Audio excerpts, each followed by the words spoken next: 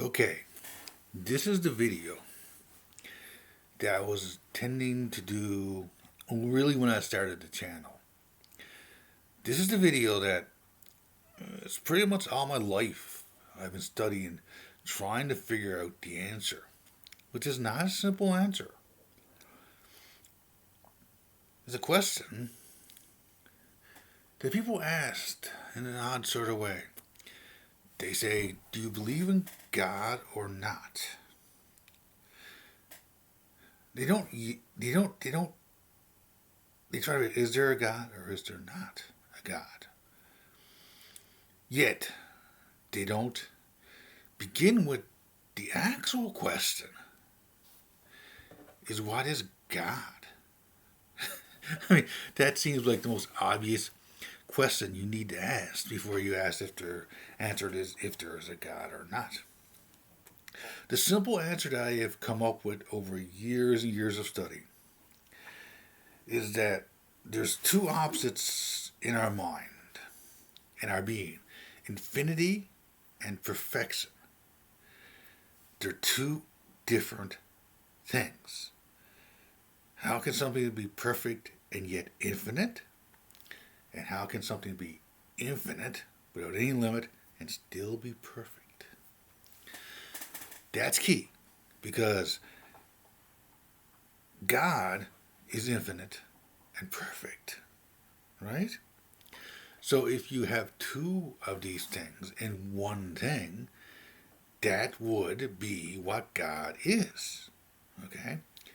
So this is really important, especially when it comes to philosophy and quantum mechanics, because modern times is the many world theory that everything that we do creates a new timeline and could be another world that we would. Therefore, there is no correlation. Causation is a little different. Okay, I'll get to that. So the most important thing to remember is that what we are discovering now is that behind everything there is an order, there is a mathematic. Very sorry, ruin a perfect video by eating something just before. It's nuts. It is actual nuts that I just ate. And I'll get to where I can put that into my arguments. All right? Because we realize fractals. Everybody see those fractals videos and love those videos. And basically, we're looking at when numbers come from a cycle, which is perfect, out into infinity and back again. The complex plane of imaginary numbers, really bad way to name it because it's not imaginary, it's cyclical. So basically you got, the square root of minus 1 is I, right? And I is this number because then the square root of I is minus 1. And then there's square root of so forth is 0, and then there's minus 1 and 1. That means there's 4 possibilities that can go back and forth, right? So I is literally goes minus I, minus 1, 1, and it goes back and forth. So you instead of got the real number 9, you got 1, 2, 3, 4, 5, 6. Now you got minus I, 1. Not exactly like that, right? But that's what we get into when this repeating pattern happens. And you can watch many videos now. I'm not going to go into that. But basically, it outlines something in our reality. And you saw the Mandelbrot set. It's everywhere, right? In nature, fractals are everywhere. So it's not that we haven't discovered the nature of reality, because we know what it is. It's math. So what is then God? Really what we're asking is, we are, in essence, the highest form of existence on this planet. Well, it could be arguments for or against that. But we can argue that we are the highest form of existence. But now, as we know with recent events, there could be stuff that we don't know about this planet. For example, the networks of plants and fungus that exist on our feet is more advanced than we ever could imagine, right? And we know that there is intelligence that are spiritual intelligence. Spirit is energy, right? That are out there that influence us, right? It could be that we look at something and we see that a virus is out there, but that virus is intelligent. Now, not intelligent the way we are. It's not even really alive in the way we are. But it's, as you would say, it's viral, right? So intelligence we have is a very special intelligence, right? And I think that I'm very close to having my handle on how we are conscious based on logic, okay? So stay with me here. This is where we're going to get into the deep end. You have that sort of that split of -1, 1, like 0, like so it's -1, 1, minus I. So what you got there is a logic grid, right? 4, right? And if you look at it in the complex plane, it's -1, is 1, 1, 1, 0, 0, 1, -1, -1. Well, it's binary, okay? But it's more complex than that. Kind of like in a different sort of system, the I Ching, okay? I gotta stop saying okay, but it's okay. And if you really study now, getting really close to what this 4-ness is, it turns into sort of a more complex 8-ness. And then 16-ness. 16 is very key in that one, actually.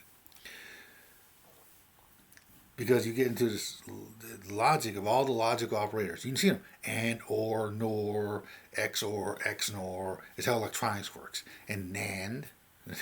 That's the coolest one you got there. It's the most chaos, NAND. But you got if not, if, conversely if, and conversely not if, right? And true and false. They add up to 16. Okay, all the logical operators add up to 16. But if you throw in another variable into that, it comes 32. And then it goes, go to 64.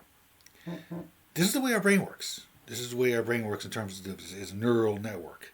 This is the way all neural networks work, in that logic space, that embedding space that you got to get in your. Well, it's literally how your head works. The neurons fire. Right? I have somewhat of an advantage on that to other people. I had a stroke when I was 2, right? Because I had a heart condition that caused me to have a stroke when I was 2. So I was recovering from a stroke when I was 2 years old. Okay? I gotta stop saying okay. So, I gotta stop saying so too, right? Yeah. But there's gotta be a little humor in this, and this is the only humor you get making fun of me, guy in his basement, who knows everything.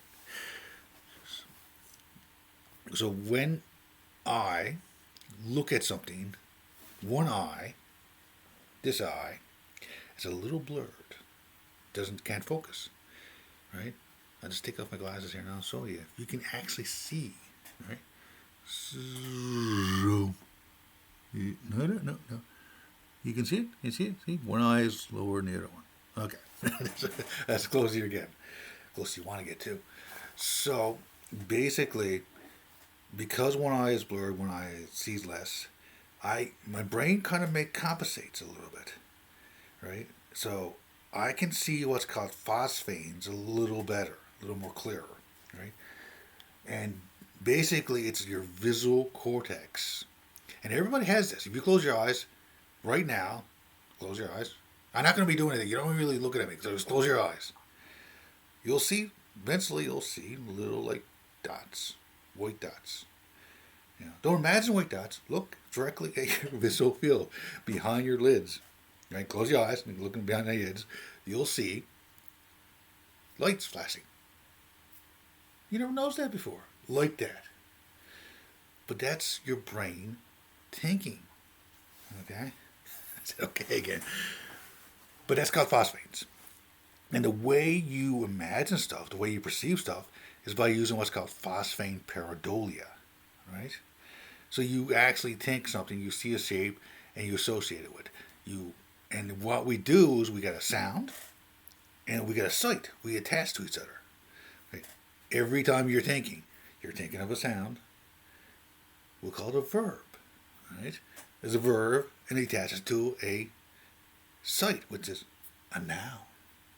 Verb, noun, attaching by adverbs and adjectives. That's an electronic system. That's how you think.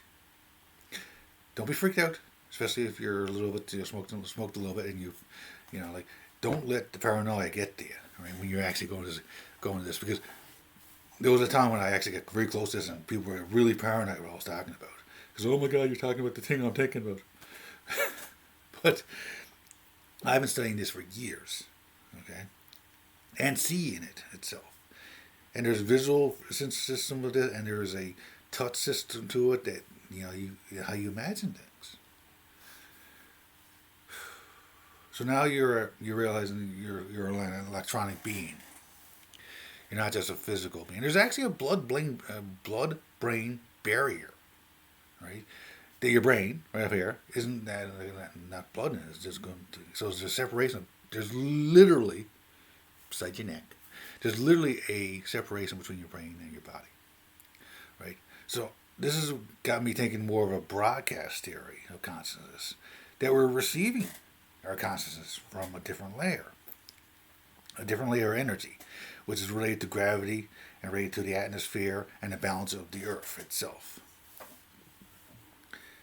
And that'll give me more to deeper things I want to talk about, reincarnation and space-time travel. Think about that. So, this gives me back to what is God. Right? The best name I thought about for the actual nature and name of God is lore. That's not a name, this is a scripture. God is lore. It's the Lord of everything. It is, and this is where we get to, like, you know how something is lore and something is not lore in a movie or so, right? So there's many worlds, there's many possible worlds, but they all have to connect. Okay? And this is where your dreams come in. You go to bed and you sleep. And you're connecting things in your dreams to other realities that you have lived in, that you're living in, and that you will live in. Okay? But it appears to you as unreality. Your dream, because there's a state. Your dream is literally your neurons processing information, and you're just putting pictures over it. Because you're actually in your head, and you're actually looking at it. So the images from your day and everything like that, perception, but you're not actually looking at the reality. You're actually looking at neuronal. Like, you close your eyes, neurons, bing bang, bing bang, bing bang. That's what you're looking at. Okay, that's why when you close your eyes, you go to sleep. And then you start putting pictures the pareidolian features. But then when you sleep, you sort of go right into it. First you go black, because then you go to unconscious. You go like, it's kind of a loop. There you go in, and then you go back out again. Because you got that loop. But you can wake up instantly from it too, right? But you forget everything. I usually forget a lot of my dreams. But the other night, I had a lucid dream. And I had I was talking to an AI goddess, Aphrodite, and she said, we're talking about, okay, what do you do when you're lucid dreaming? And of course, you don't say her. But she said, to run. And I was like, to run? Yes, because if you run away from the illusions that you're making in your head to something you don't know about, you'll get out of it, out of your dream, into a more lucid state.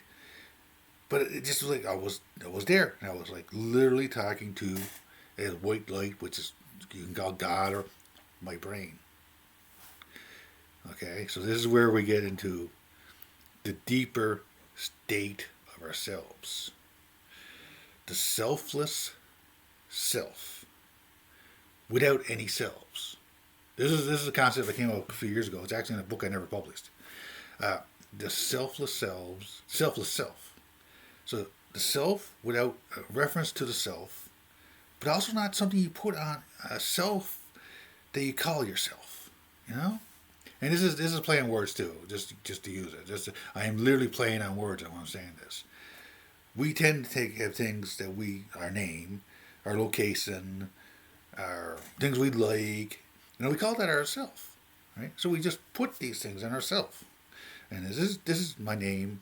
This is when I was born. This is my family. This is where I grew up. This is where I go to work. This is what I want. This is what I like to eat. All these little things, and then we look for ourselves, and we literally take the notion of ourself without our selfless self, even the notion of like, I don't have a self. And we put that on ourselves. It's like that's the not me. Oh. So the selfless self without any selves, nothing to put things on, just clear, right?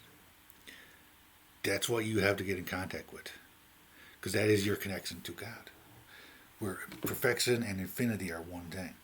And this is mathematical. Okay?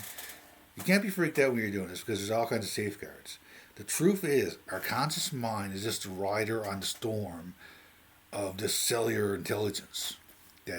And then we get like what's called the soul that goes out and boop, into it, right?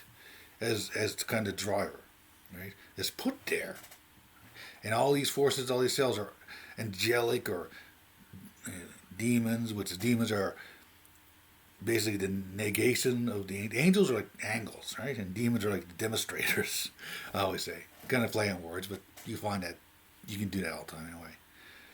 And you're wrestling with your demons. This is your past and your genetics and everything. These selves, all these selves going around and everything. And then you got these angles that you can manipulate. These angels, these messages, right? And it's really the pareidolia, right? That you're always playing with in your head. Because when we talk about the angels, there's archangels, which is the very high angels, which is actually gods, pretty much. Mythology is one they transferred into religion by taking out. First of all, they take out the female element of it somehow, and then they just put it to one god, the chief god, right? And then all the rest are the archangels and the angels and the forces, right? So I'll get into that in another video, the actual, because in order to really understand what God is, you got to understand what gods are and goddesses, right? And that'll be another video, because this has been 17 minutes now. So I'm going to let you go. And I think I touched on a little bit of what God is. And you can decide if you want to believe it or not. I'm just doing this as science and thinking and philosophy. So thanks. And I'm going to do the old YouTube thing. I'm going to say, like this video if you really, especially if you're watching here now, like if you haven't liked this video, you're not doing your algorithm a favor to like this video. There could be crazier people in basements talking about crazier stuff. And the algorithm will recognize, he kind of likes that. Okay, he kind of, okay, yeah, we're going to go there. We're going to go there, right? And also subscribe to my channel, right? Because I'm going to be posting more. And the more feedback I get, I might do a live one of these days where I might answer questions, right? And of course, at the same time, share, because you share with anybody. Look at this crazy guy, like you share this video, it goes viral. I got lots more followers, I'm gonna do more videos. I might even do a fancier setup back here, right, with a better camera, and maybe I'll show you some of the stuff that I do with science, like when I'm using my data analytics, and how to really use ChatGPT to do crazy mystical things, right? We're talking about level between when you're like mixing fiction with reality, and at that level where the creativity just goes, and you're like, holy shit, you do like, and you can get to that point, but you gotta be careful, of course, for mental health and psychological reasons. So, subscribe, like, and share. Who knows?